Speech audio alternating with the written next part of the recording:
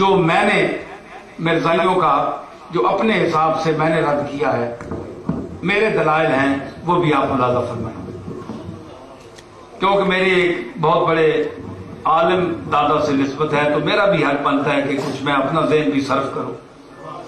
ان کی خدمات تو بہت بلند ہیں، لیکن ہماری بھی کچھ نہ کچھ حصہ اس میں ڈالنا چاہیے ہمیں بھی۔ حضرات، یہ میری دلیل ہے کہ وہ یکلم الناس فی المہد وکہلا ومن الصالحین کی آیت میں یہ بات واضح ہے کہ جناب عیسیٰ مہد میں گفتگو کرنے کے علاوہ کہولت میں بھی گفتگو کریں گے، اور تاریخ میں یہ بات ثابت ہے کتب معتبرہ میں کہ کہولت کا دور جو ہے وہ شروع ہوتا ہے تقریباً 35 سے 45 سال تک، اور بعض نے کہا 30 سے 35 سال بھی اس میں شامل ہیں، لیکن وہ روایت ضعیف ہے، کمزور ہے۔ جمہور علماء کا یہ اتفاق ہے کہ یہ عرصہ تقریباً 35 سے اوپر 45 سال تک جاتا ہے۔ تو اب غور فرمائیے کہ اللہ نے فرماتا ہے کہ وَيُكَلِّمُ النَّاسَ فِي الْمَهْدِ، کہ وہ جو بچہ پیدا ہوگا وہ جھولے میں بھی بات کرے گا اور کہولت کی عمر میں بھی بات کرے گا۔ مرزا کہتا ہے کہ عیسیٰ نے آنا نہیں، کہولت کے لیے 45 سال عمر کا ہونا ضروری ہے۔ 30 سال کی عمر میں 33 سال کی عمر میں عیسیٰ علیہ السلام کو اٹھا لیا گیا۔ 3 سال ان کے تبلیغ کا دور ہے، صرف نبوت کا 3 سال۔ 30 سال کی عمر میں نبوت ملی، 3 سال انہوں نے تبلیغ کی، اور 33 سال کی عمر میں ان کو اٹھا لیا گیا۔ تو 33 سال کے بعد جب وہ کہولت کے عالم میں ہوں گے، آئیں گے، تو اللہ فرماتا ہے کہ وہ بات کریں گے۔ بات اسی وقت کریں گے جب وہ زمین پر آئیں گے۔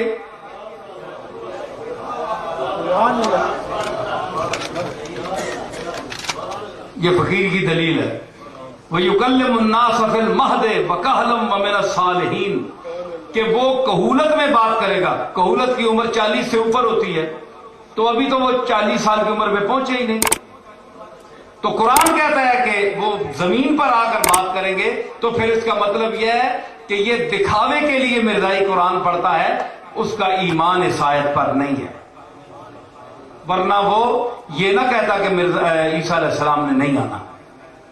دوسری بات، اور ان احادیث مبارکہ کا ذکر حضرت پیر میل شاہ صاحب نے اپنی شمس الہدایہ فی اثبات حیات المسیح میں تفصیلاً ذکر کیا ہے۔ اچھا، والذین یؤمنون بما انزل الیک وما انزل من قبلک، اللہ نے من بعد کیوں نہیں فرمایا؟ غور فرمائیے، من بعد جو تجھ سے پہلے نازل کیا گیا ہے جی، الیکا جو تیری طرف نازل کیا گیا، اور من قبل، من بعد کیوں نہیں فرمایا؟ بعد ہے ہی جھوٹ، بعد سارا ہے ہی جھوٹ، اللہ نے اس کو قابل ذکر نہیں سمجھا۔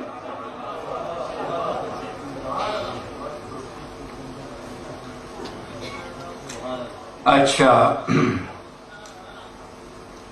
اس کے بعد جناب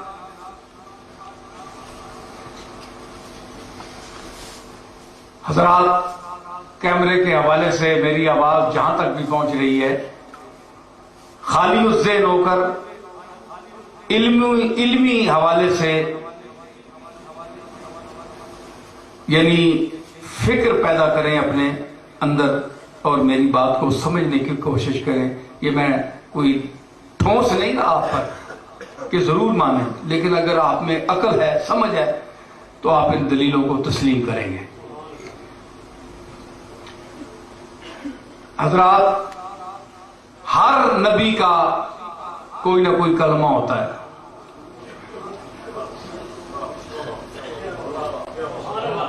مرزا قادیانی کا کلمہ آپ سنا دیں مجھے۔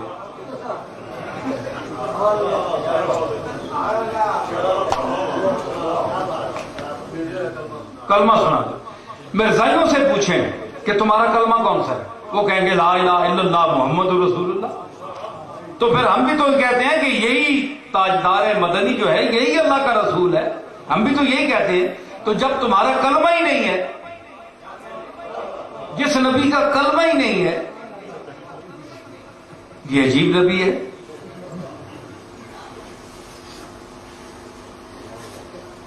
پھر اس قسم کی جھک مارنے کا کیا فائدہ؟ اچھا، دوسری بات یہ ہے جناب کہ آدم علیہ السلام سے حضور علیہ السلام تک جتنے انبیاء آئے ہیں، تمام انبیاء کے اسماء مفرد ہیں۔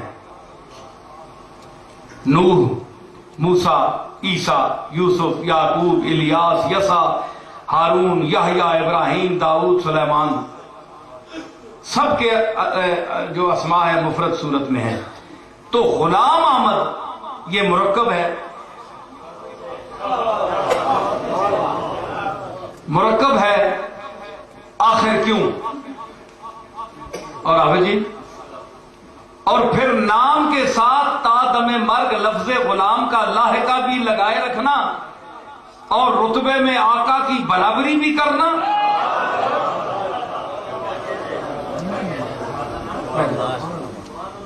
رتبے میں آقا کی برابری بھی کرنا، غلام کا لاحقہ بھی لگا ہوا ہے، اور سیٹ پر بھی حضور کے ساتھ نبوت میں بیٹھا ہے، بڑا عجیب غلام ہے۔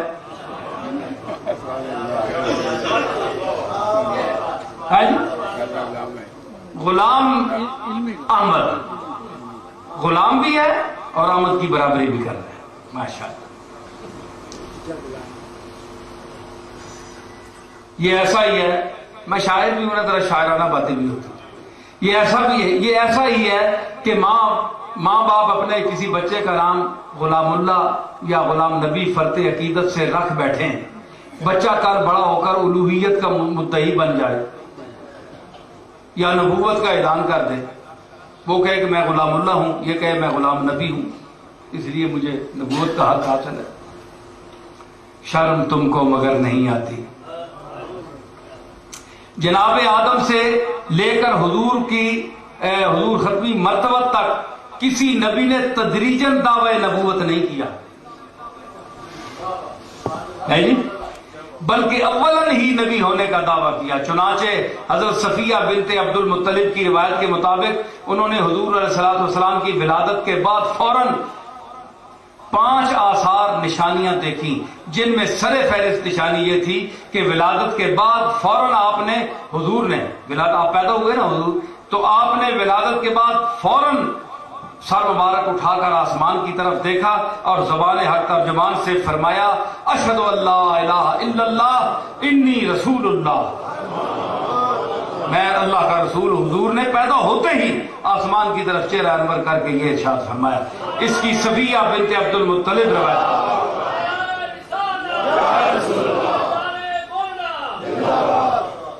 علاوہ بھی انبیاء ما سبق میں سے کسی نبی یا رسول نے ذلی اور بروزی کے الفاظ استعمال نہیں کیے، بلکہ عیسیٰ علیہ السلام نے ولادت کے بعد فوراً بعد اپنی نبوت کا اعلان فرماتے ہوئے فرمایا، قال انی عبد اللہ آتانی الکتاب وجعلنی نبیا۔ مرزا صاحب کی نبوت کم از کم میری سمجھ سے بالا تر ہے کہ جس میں بیچاروں کو اپنی نبوت کاملہ باطلہ تک پہنچنے کے لیے محدث، مجدد، مصلح، مسیح موعود، مستقل نبی، مستقل رسول اللہ اور کبھی ذلی و بروزی کے قسطوار زینے طے کرنا پڑے۔ اور اللہ کی شان کہ وہ اپنے اس دعوی نبوت کی اس گھڑی خود ہی تکذیب کر بیٹھے جب انہوں نے مقام نبوت ترک فرما کر مرتبہ الوہیت پر جلوہ گر ہونا اپنے لیے پسند فرمایا۔ انہاں کے نبوت بھی تھلے کام میں اللہ ہی چنگا ہوں،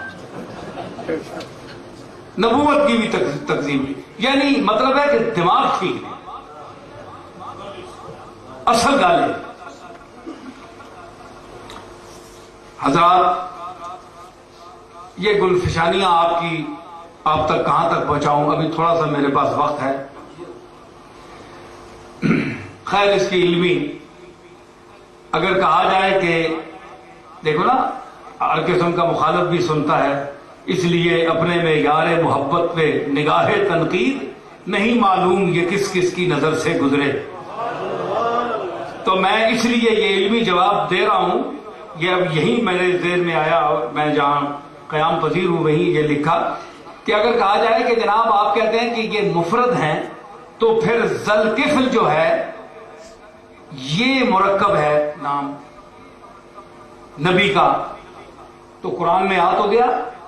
اس کا جواب میں لکھ رہا ہوں کہ اس اسماعیل والیسع وذوالکفل کی آیت میں ذوالکفل مرکب کی صورت میں واقع ہے، تو اس کا مختصر جواب یہ ہے کہ یہ علم وصفی ہے، یہ علم وصفی ہے، اور علم وصفی کی تعریف یہ کی گئی ہے کہ کسی چیز یا کسی شخص کا کسی خاص وصف کی وجہ سے نام پڑ جائے، جیسے حضرت یونس کے لیے قرآن مجید میں وظنون اذ ذهب مغاضبا وظن ان لن نقدر علیہ میں ظنون اور ایک دوسرے مقام پر صاحب الحوت کے الفاظ سے یاد کیا گیا، تو ذوالکفل بھی ظنون اور صاحب الحوت کی طرح علم وصفی ہے، اور علماء نحات کے نزدیک ہم اس کی تعریف ابھی بیان کر چکے ہیں، لہذا اگر مرزائی میرے بیان کردہ مفرد و مرکب والے نقطہ لطیف پر اعتراض وارد کرنا بھی چاہیں تو نہیں کر سکتے۔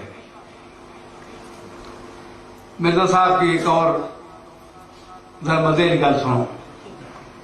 نبوت اور رسالت کے مدعی ہونے کے علاوہ اپنی ایک تصنیف میں یہ بھی فرما گئے کہ ایک وقت مجھ پر ایسا گزرا کہ میں مریم تھا، یعنی مؤنث تھا، اور اللہ تعالیٰ نے میرے ساتھ حقوق زوجیت بھی ادا کیے۔ جی یہ مرزا صاحب ہیں جی، اللہ تعالیٰ نے مریم تھا، اللہ تعالیٰ نے میرے ساتھ حقوق زوجیت بھی ادا کیے۔ نعوذ باللہ من حاضر الخرافات الواہیہ، کبھی رسول، کبھی نبی، کبھی خدا بن بیٹھنا اور کبھی اسی کی بیوی بن جانا۔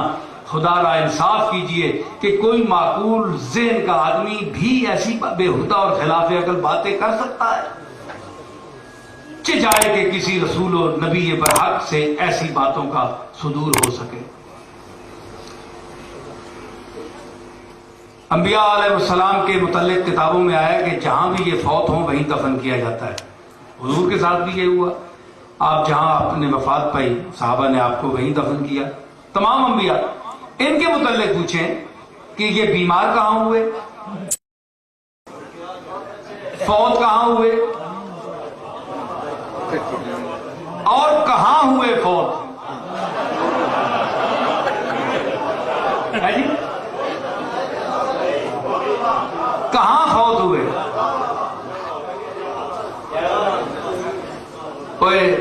ایک پنجابی گل چسکے والی گل،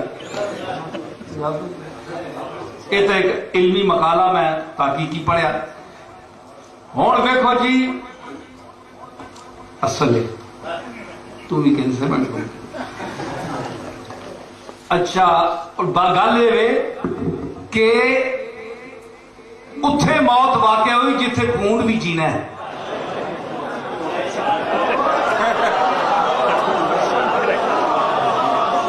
اور پونڈ جی کالی تے نجس شہ بھی اتھے زندہ رہنی ہے اور اتھے مست رہنی ہے۔ اتھے یعنی پونڈ تک بھی شاید نہیں مرنی، اتھے مویا۔ او لقد خلقنا الانسان فی احسن تقویم، اللہ جس کی تعریف کی ہے میں احسن تقویم میں جیسا بنایا، اللہ ایسا بھی بنایا ہی؟ کیا یہ اسی احسن تقویم کا جلوہ ہے؟ کرتوت جے پیڑے ہون، عقیدہ جے پیڑا ہوئے، نبیاں نال کھیسرے جیسے ہی بندہ، ذات نہیں کوڑ ککلی تے شتیرہ نال جپے،